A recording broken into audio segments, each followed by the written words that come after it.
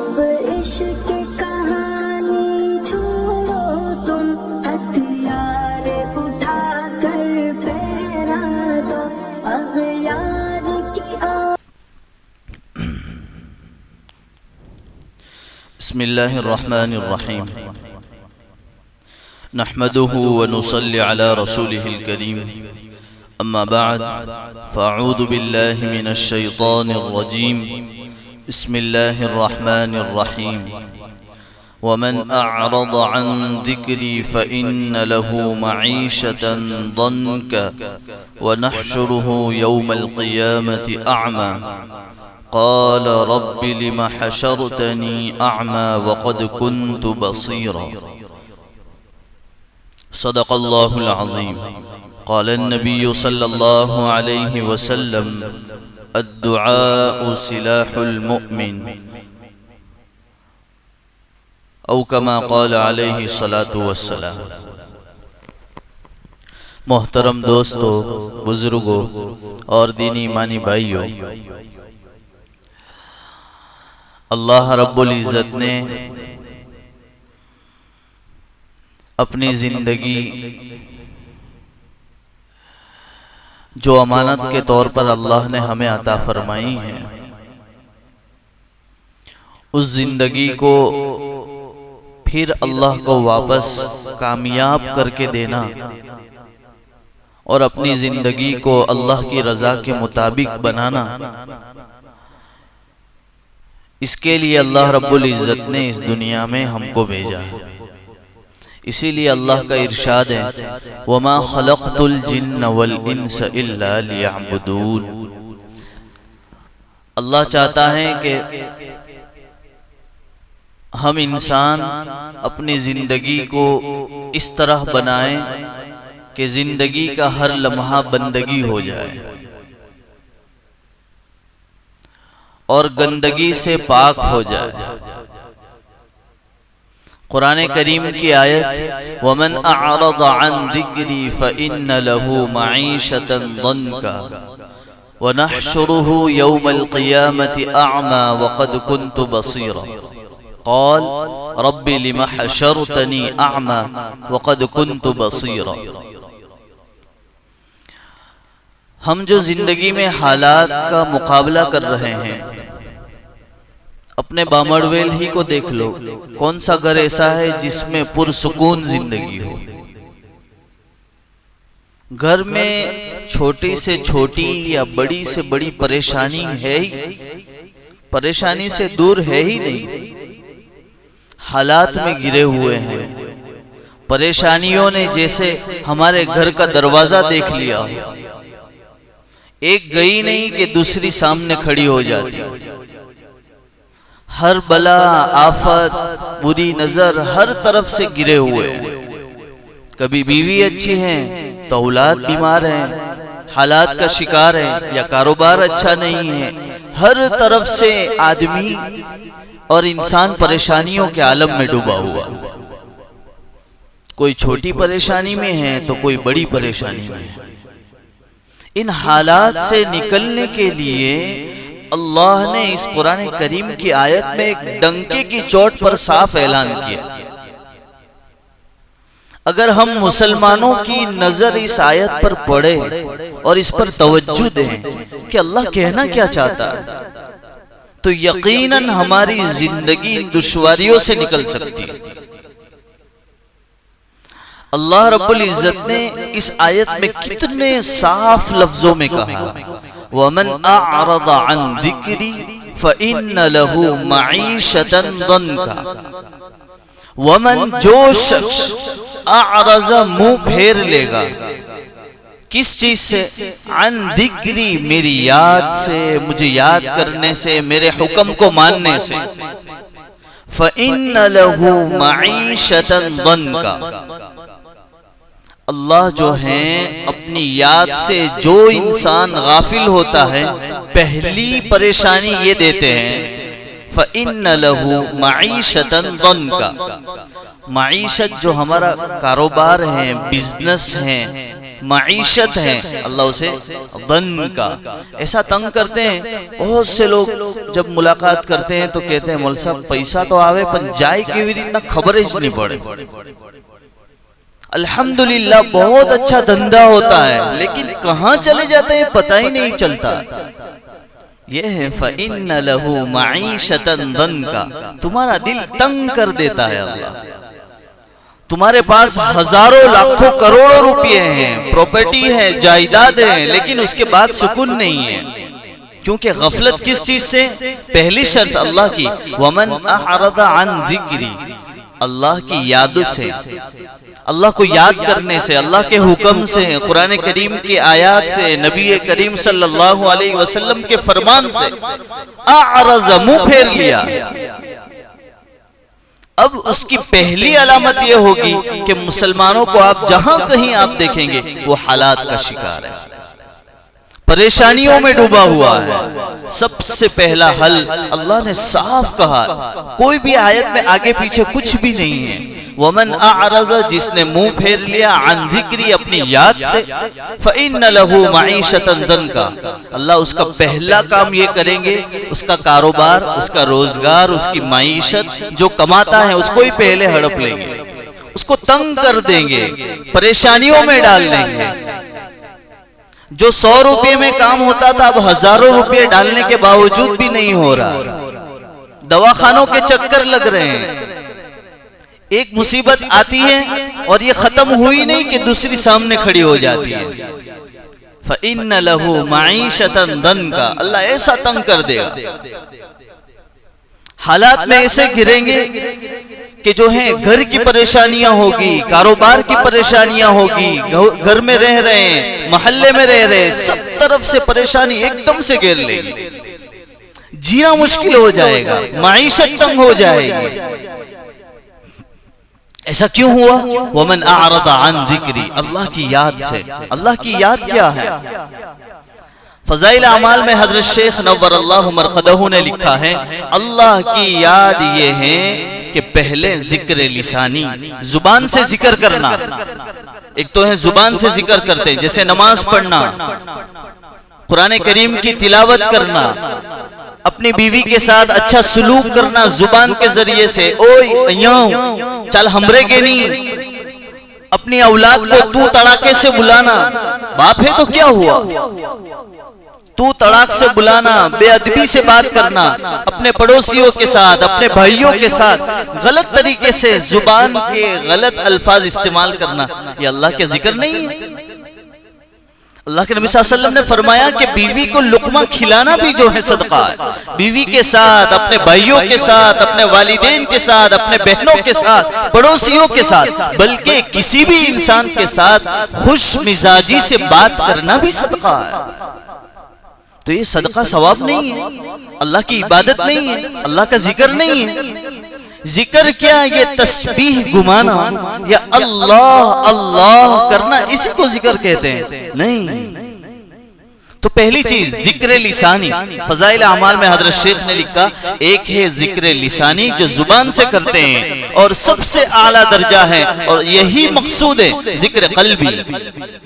دل ہمیشہ ہر حال میں اللہ کو حاضر ناظر رکھیں کہ جو ہے میرا اللہ دیکھ رہا ہے، ہر کام میں میرا اللہ دیکھ رہا ہے. اسی لیے حضرت مولانا شاہ حکیم صاحب نور اللہ مرقدہ فرماتے ہیں عارف باللہ بننا چاہتے ہو. عارف باللہ کسے کہتے ہیں؟ جس کو اللہ کی پہچان ہو، اللہ کی معرفت ہو.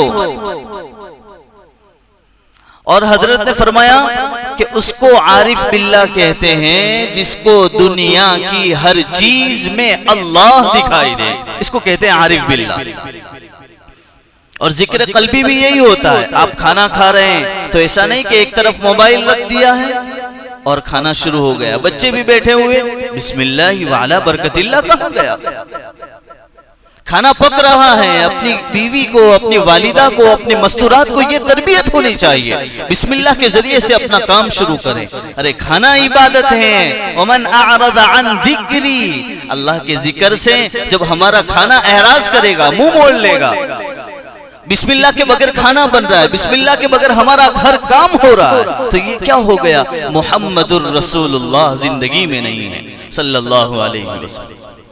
یعنی نبی کا فرمان زندگی میں نہیں، نبی کا طریقہ زندگی میں نہیں. تو یہ ہے ومن اعرض عن ذکری، کہ ذکر قلبی ہونا چاہیے کہ ہم جو کام کر رہے ہیں، کپڑا پہن رہے اس کی دعا ہے الحمدللہ الذی کسانی ما اواری بہ عورتی واتجمل بہ فی حیاتی. ہر چیز کی دعا آقا مدنی صلی اللہ علیہ وسلم نے ہم کو بتائی یا نہیں ہے؟ ہم کو بتائی ہے، ہم کو سکھایا ہے. ان ذکر سے، ان اللہ کی یادوں سے جب ہم غافل ہوتے ہیں تو پھر جو ہے اللہ کی یہ مار ہمیں پڑتی ہے. فَإِنَّ لَهُ مَعِيشَةً ضَنْكَ. کاروبار میں بو کھوٹ چھے مول صاحب، کئی دعا کرو، کئی وظیفوں بتاؤ، کوئی وظیفہ نہیں. سب سے بڑا وظیفہ ذکر قلبی کر لو، اللہ کو یاد کر لو. چل رہے ہیں میرا نبی کیسا چلتا تھا، بول رہے ہیں میرا نبی کیسا بولتا تھا، جو عمل کر رہے ہیں میرا نبی کیسا کرتا تھا، یہ کر لو. یہ سب سے بڑا ذکر قلبی ہے، یہ سب سے بڑی چیز ہے. اگر یہ حاصل ہو گیا تو سمجھو کہ اللہ ہمارے ساتھ ہر لمحہ ہر گھڑی ہے. تنہائی میں ہو یا لوگوں کے سامنے ہو، ہمارا کوئی بھی عمل ایسا نہ ہو کہ جو ہے اللہ کے خلاف ہو، اللہ کے نبی صلی اللہ علیہ وسلم کے فرمان کے خلاف ہو. تو میں تو ایک آیت کا مطلب سمجھا رہا ہوں کہ مسلمان حالات میں کیوں ہیں، پریشانیوں میں کیوں ہیں، ہر طرف کیوں پریشانیوں نے جکڑے رکھا ہوا ہے. یہ اس لیے ہیں کیونکہ اللہ کی ان آیت کے ہم نے جو ہے اس سے منہ موڑا ہے. وَمَنْ أَعْرَضَ عَنْ ذِكْرِي فَإِنَّ لَهُ مَعِيشَةً ضَنْكَ. اللہ جو ہے ہمارا سب سے پہلا کام یہ کریں گے کہ معیشت کو تنگ کر دیں گے. آپ خود بتاؤ کہ جو ہے سب سے بڑا اللہ کا ذکر، جیسے اول ما يحاسب به العبد یوم القیامہ الصلاۃ. اللہ کے نبی صلی اللہ علیہ وسلم نے فرمایا کہ قیامت میں سب سے پہلی جس چیز کا حساب کتاب ہوگا وہ ہے الصلاۃ، نماز کا ہوگا. خود بتاؤ کہ اللہ کا ذکر یہ بڑا نہیں ہے؟ نماز اللہ کا سب سے بڑا ذکر نہیں، یہ تو فریضہ ہے، اللہ کا سب سے بڑا فریضہ ہے. بلکہ سبحان الذی اسری بعبدہ لیلا من المسجد الحرام الى المسجد الاقصى، جب یہ سفر ہوا ہے معراج کا تو محبوب نے یعنی نبی کریم صلی اللہ علیہ وسلم کو جو سب سے بہترین تحفہ عطا ہوا ہے وہ کیا ہے؟ وہ یہی تو ہے. فجر، ظہر، عصر، مغرب، عشاء. وہ کہاں ہیں؟ ہمارے دھندوں میں، کاروبار میں ہیں، بزنس میں، کھیتی باڑی میں، اپنے کاموں کی دنیا کے اندر جب یہ نمازیں ضائع ہو جاتی ہیں. سب سے بڑا تحفہ جو اللہ کے نبی صلی اللہ علیہ وسلم کو دیا گیا، یہی معراج کے ذریعے سے اللہ نے نماز نہیں دی ہے. پھر نبی صلی اللہ علیہ وسلم جب دنیا پر تشریف لا رہے ہیں، عرش سے اتر کر فرش پر آ رہے ہیں، تو صحابہ کو کہہ رہے ہیں کہ مجھے وہ چیز ملی ہے کہ اب اللہ سے ڈائریکٹ بات کرنے کا موقع مل گیا. اب اللہ سے بات ہوتی نہیں ہے تو کام کیسے بنے گا؟ یہی آیت ہوگی نا وَمَنْ أَعْرَضَ عَنْ ذِكْرِي. اعراض ہو گیا، اللہ سے منہ موڑ لیا. اس طاقت عالی سے جب ہمارا منہ پھیر لینا ہو تو ہماری زندگی خوشی سے گزرے گی، ہمارا کاروبار اچھا چلے گا، پریشانی ایسے ہی حل ہو جائے گی. اللہ کے بندو ایک دم کامن سائنس، ایک دم دماغ میں آنے والی، سمجھ میں آنے والی چیز ہے. لیکن میں بھی ویسا ہی ہوں اور ہم لوگ بھی ویسے ہی ہیں کہ جو ہے نماز کی پابندی نہیں ہوتی ہے. اللہ کا سب سے بڑا ذکر ہے وَمَنْ أَعْرَضَ عَنْ ذِكْرِي. جب نماز ہی ایسی بہت ساری مثالیں ہیں، صرف نماز نہیں، لیکن اتنی بڑی عبادت جب مسلمانوں میں اس چیز کی بیداری نہیں ہے تو آپ خود بتاؤ کہ اللہ ہماری معیشت فَإِنَّ لَهُ مَعِيشَةً ضَنْكَ. پھر دھندے میں کیسے برکت ہوگی، کاروبار میں کیسے برکت ہوگی؟ آپ لاکھوں روپے کما لو، اللہ کی قسم کھا کر کہتا ہوں اللہ کا قرآن جھوٹا نہیں ہو سکتا، نبی کا فرمان جھوٹا نہیں ہو سکتا. اللہ ڈنکے کی چوٹ پر کہہ رہے ہیں میرے ذکر سے، میری یاد سے جب تم منہ موڑ لو گے اللہ تمہاری سب سے پہلی یہ سزا دے گا، معیشت، کاروبار، بزنس جو تم کچھ کما رہے ہو اللہ اسے تنگ کر دے گا، اتنا سخت تنگ کر دے گا کہ حالات میں ڈوبے رہو گے. چلو اچھا اتنا ہوا ہے نا، آگے اور ایک اعلان سنو اللہ کا. اللہ کتنا غصہ میں ہے. فَإِنَّ لَهُ مَعِيشَةً ضَنْكَ قَالَ رَبِّ لِمَ حَشَرْتَنِي أَعْمَى وَقَدْ كُنْتُ بَصِيرًا. بندہ کہے گا یا اللہ میں جب دنیا میں تھا تو مجھے دکھائی دیتا تھا مول صاحب جمعہ میں بولتے تھے کہ ایسا کرنے کا ایسا کرنے کا، یہ سب عمل کرنے کے تھے. قال رب لما حشرتنی اعما، اور قیامت میں جب اٹھایا جا رہا ہوں تو میں اندھا ہوں. اعما، میری آنکھیں، میری بینائی، میری بصیرت چلی گئی ہے، اب مجھے دکھائی نہیں دے رہا ہے. دنیا میں بھی ایسا ہوتا ہے. قیامت جو ہے علماء لکھتے ہیں ایک تو قیامت کبریٰ یعنی بڑی قیامت جو ہمارے میدان محشر قائم ہوگا، حساب کتاب ہوگا، وہ قیامت کبریٰ ہے، بڑی قیامت. دنیا میں بھی قیامت صغریٰ ہے، چھوٹی قیامت، یہ چھوٹی چھوٹی پریشانی جو ہوتی ہے نا، اسی لیے اللہ فرماتے ہیں قال رب لما حشرتنی اعما وقد كنت بصیرا. دنیا میں آپ دیکھتے ہیں کوئی جو کھاڑے میں گر رہا ہو نا، جس کو بزنس میں گھاٹا پڑ رہا ہے یا کوئی نقصان میں پڑنے والا ہے، اب مسلمان کو آپ ذرا مشورہ دو اس کو کہ ایسا ہونے والا ہے، جا تو مراٹھی جلے نہیں اٹلے وہ کرے، یعنی ان کو حق بات آپ کہہ رہے ہیں، ان کو سمجھا رہے ہیں.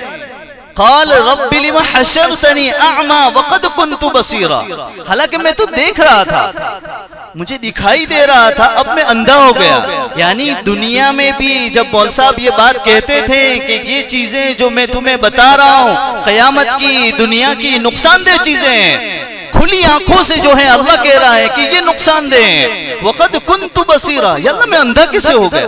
جب پھٹکا پڑتا ہے نا سب دعا کر جو ہوئے تو بہت خطرناک حالت سے. کیا خطرناک حالت ہے؟ اللہ نے کہا تھا وہ خطرناک حالت میں ڈوب گئے.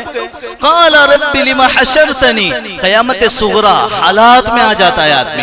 اس کے بعد بیڈ پر پڑے پڑے لاکھوں کروڑوں روپے ہونے کے باوجود بندہ یہی زبان سے کہتا ہے دعا کر جو، دعا کر جو، انا سوائے کہیں نہیں مانے. یعنی سب چیزیں پھیل ہو گئی، اب کچھ کام نہیں آ رہا ہے. اب کیا کام آ رہا ہے؟ اب دعا کام آ رہی ہے. حضرت عمر رضی اللہ تعالیٰ عنہ فرماتے ہیں، مشکات شریف میں روایت ہے، دعا وہ چیز ہے جو تقدیر بدل سکتی ہے. کیا ہماری تمہاری زندگی، ہمارے گھروں کی پریشانیوں کا علاج دعا کے ذریعے سے نہیں ہو سکتا؟ اللہ کی یادوں سے نہیں ہو سکتا ہے؟ لیکن ایسی آسان چیز جو اللہ نے کہی ہے کہ میرے ذکر سے، میری یاد سے غافل نہ ہو، انہی چیزوں سے ہم مسلمان غافل ہیں. نہیں کسی کو فرق پڑتا کہ کیا ہو رہا ہے، بس مقصد یہی ہے کہ ہماری زندگی کامیاب کیسے ہو جائے. اس کامیابی کا مقصد اور دار و مدار ہم نے یہ بنایا ہوا ہے کہ مال کیسے آ جائے، کس طریقے سے آئے، اس کو نہیں دیکھ رہے ہیں. بس یہ دیکھ رہے ہیں کہ آ رہا ہے یا نہیں ہے. یہ نہ دیکھو بلکہ یہ دیکھو کہ لا الہ الا اللہ کے ذریعے سے آ رہا ہے اور استعمال محمد الرسول اللہ کے طریقے پر ہو رہا ہے یا نہیں.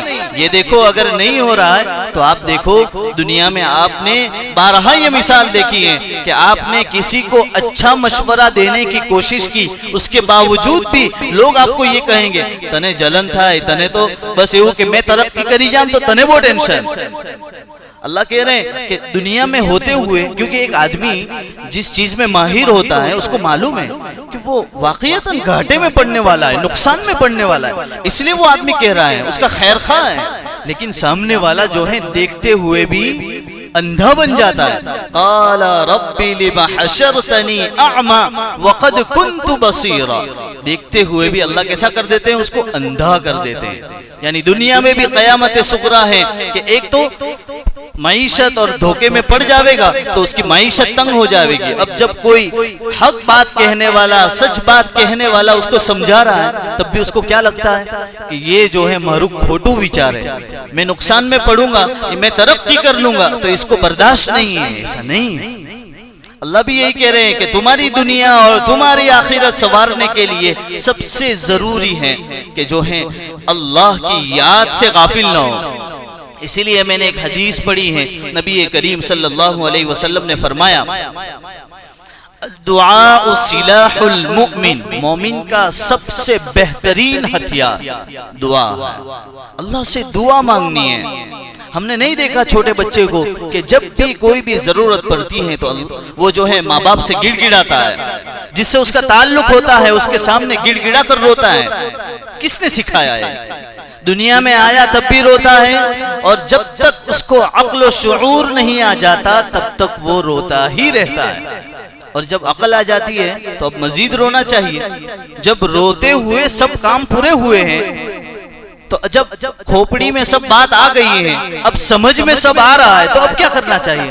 اب بھی رونا چاہیے، اب بھی اللہ سے مانگنا چاہیے۔ ہم خود اپنی زندگی کا جائزہ لیں، کوئی ایسا موقع ہے جس میں ہاتھ اٹھا کر ہم نے اللہ کے سامنے گڑ گڑا کر مانگا؟ جیسے ہمارے بچے گڑ گڑاتے ہیں، اور اگر وہ چیز جب تک نہ دے دیں وہ بچہ روتا ہی رہتا ہے کہ اللہ کے سامنے ایسا گڑ گڑائیں۔ اسی لیے اللہ سے کہو، ہمارے شیخ فرماتے ہیں الہی مقصود من تو ای و رضائے تو، الہی مقصود من تو ای و رضائے تو۔ یہ شعر جو ہیں مولانا قمر الزمان صاحب ادام اللہ فیوزہم علینا نے کہا ہے، اور کہا ہے کہ اس کو بار بار کہتے رہیں۔ یہ بھی ذکر ہے، اللہ کو بولنا ذکر نہیں ہے، اللہ کو بولنا سب سے بڑا ذکر ہے۔ وَرِضْوَانٌ مِّنَ اللَّهِ اکبر، اللہ کی رضامندی یہ تو سب سے بڑی چیز ہے، اللہ کا نام لینا سب سے بڑی چیز ہے۔ الہی مقصود من تو ای و رضائے تو، محبت و معرفت خود بدے، کہ اللہ میں اس لائق نہیں ہوں، میں مانگ بھی نہیں سکتا ہوں، بس اللہ کے سامنے گڑ گڑاؤ، اللہ سے کہو اس دل کو نرم کر لو۔ اللہ کے بندو وہی خدا اور وہی اللہ ہے کہ تم ایک آنسو ابھی تمہارے بہے نہیں کہ اللہ جو ہے ساری زندگی کے گناہوں کو معاف کر دے گا۔ وہ ایسا اللہ ہے، رحمان اور رحیم ہے، غفور ہے۔ لیکن آپ خود بتاؤ، اپنی زندگی کا جائزہ لو، اللہ کے سامنے ایسا روتے ہیں؟ اللہ کے سامنے تنہائی میں ہو یا لوگوں کے سامنے ہو، بھلے لوگ کہیں کہ ریاکاری کر رہا ہے، اللہ کے سامنے رو، اللہ سے بولو، اللہ سے کہو یا اللہ میری توبہ، یا اللہ مجھے بہت ضرورت ہے۔ اللہ سے بولے ہی نہیں ہے۔ اللہ ہمارا سب کچھ نہیں ہے، ہمارا عقیدہ نہیں ہے میرا اللہ سب کچھ دینے والا ہے، ہر پریشانی اور ٹینشن کو دور کرنے والا ہے۔ اللہ سے کہنا پڑے گا، اور یہی سب سے بڑا ہتھیار ہے۔ بلکہ ایک جگہ حدیث شریف میں ہے الدعاء مخ العبادہ، کہ عبادت کا سب سے بڑا مغز اور گدا، سب سے مین پاور چیز، سب سے بہترین کڑک جو چیز ہے، مخ العبادہ، سب سے بڑا گدا اور اہم چیز ہے، وہ ہے دعا۔ اسی لیے لکھا ہے کتابوں میں، حدیث شریف میں ہے کہ کچھ لوگوں کی دعائیں اللہ رد نہیں کرتا ہے۔ ان میں سب سے پہلے چیز لکھی ہے کہ باپ کی دعا اولاد کے لیے کبھی بھی اللہ رد نہیں کرتا، والدین کی دعا اللہ کبھی رد نہیں کرتا۔ اسی لیے والدین سے کہتا ہوں کہ اپنے بچے کتنے بھی نافرمان ہو، آپ کی زبان سے کبھی یہ الفاظ نہ نکلے کہ منحوس تیرا اللہ ستیہ ناس کرے، ایسا نہ کریں۔ آپ کی دعائیں، آپ کے الفاظ وہ اہمیت رکھتے ہیں کہ آسمانوں کو چیر کر اللہ جو ہے وہ دعاؤں کو قبول کرتا ہے، اور کبھی بھی نہیں چاہتا۔ حدیث شریف میں کہ ایک بچہ بڑا نافرمان تھا، اور اس کو جو ہے اخیر وقت میں کلمہ زبان پر آ ہی نہیں رہا تھا، یعنی موت کے وقت میں اگر لا الہ الا اللہ محمد الرسول اللہ، اشہد ان لا الہ الا اللہ اشہد ان محمد عبدہ ورسولہ، یہ زبان پر اگر آ جائے تو حدیث شریف میں ہے کہ جس کا اول اور آخر کلمہ ہو، کلمے پر موت ہو، اللہ اس پر جنت واجب کر دیتے ہیں۔ اب اس بچے نافرمان جو والدین کا نافرمان تھا، اس بچے کو جو ہے کلمہ یاد ہی نہیں آ رہا۔ نبی نے فرمایا کہ کیا مسئلہ ہوا ہے؟ فرمایا کہ یہ جو ہے والدین کا نافرمان ہے، والدہ کا خصوصاً ماں کا نافرمان ہے، جس کی وجہ سے اس کی زبان پر کلمہ جاری نہیں ہو رہا ہے۔ بڑی لمبی تفصیل ہے، میں اس کا مختصر بتاتا ہوں کہ والدہ نے جب جا کر حضور نے کہا کہ اس کو معاف کرنا چاہتے ہو یہ نافرمان بیٹے کو، کہا کہ نہیں معاف کرنا نہیں چاہتی میں، تو فرمایا کہ لاؤ میں اس کو یہیں پر جلا دوں، یہ پسند ہے تمہیں؟ والدہ کا دل کیسے چاہے گا کہ بچہ میرا جو ہے آگ میں جلنے والا ہو؟ یہ والدہ کا جو ہے دل برداشت نہیں کر سکتا۔ والدہ نے کہا کہ نہیں، میرا دل یہ نہیں چاہتا ہے کہ میں اس کو آگ میں جلتا ہوا دیکھوں، یہ تو میرا جگر کا ٹکڑا ہے، بھلے ہی نافرمان ہو۔ تو حضور نے فرمایا کہ اگر اس کی کلمے پر موت نہ ہوئی تو اس کو جہنم میں اللہ آگ میں جلاوے گا۔